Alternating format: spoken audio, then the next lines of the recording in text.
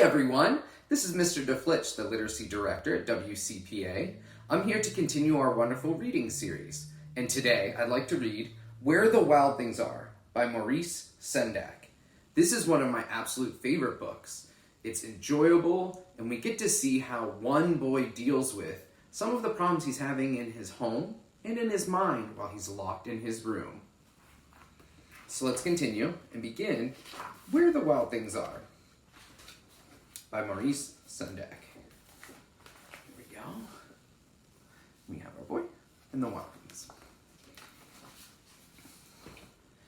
The night Max wore his wolf suit and made mischief of one kind.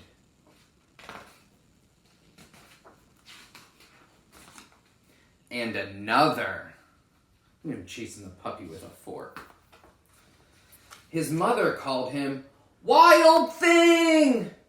And Max said, "I'll eat you up!" So he was sent to bed without eating anything. Here he is, locked in his bedroom. That very night, in Max's room, a forest grew. And grew. And grew until his ceiling hung with vines, and the walls became the world all around. And an ocean tumbled with a private boat for Max, and he sailed off through night and day. Sometimes I'd like to get a boat in my mind and sail off through the world while I'm in my bedroom. And in and out of weeks, and almost over a year, to where the wild things are.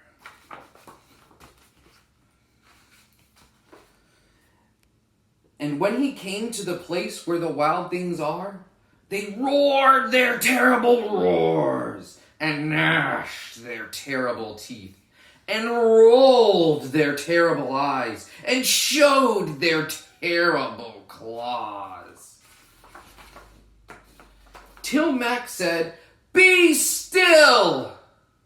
and tamed them with the magic trick of staring into all their yellow eyes without blinking once.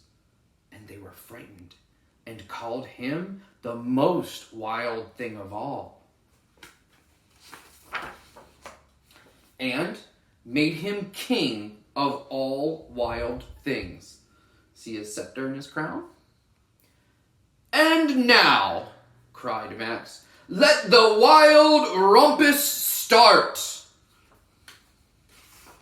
I wonder what a wild rumpus is.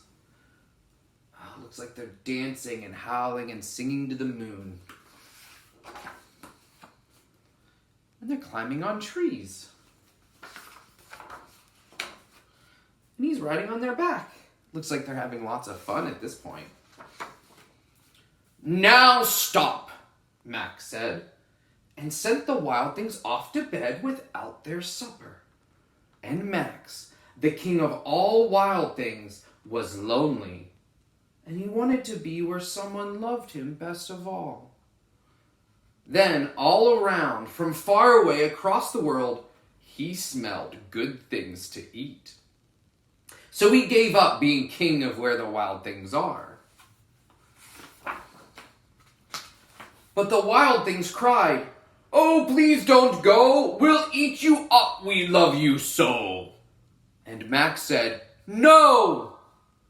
And the wild things roared their terrible roars, and gnashed their terrible teeth, and rolled their terrible eyes, and showed their terrible claws. But Max stepped into his private boat and waved goodbye. And sailed back over a year, and in and out of weeks, and through a day, and into the night of his very own room, where he found his supper waiting for him. And it was still hot. I hope you enjoyed Maurice Sendak's Where the Wild Things Are.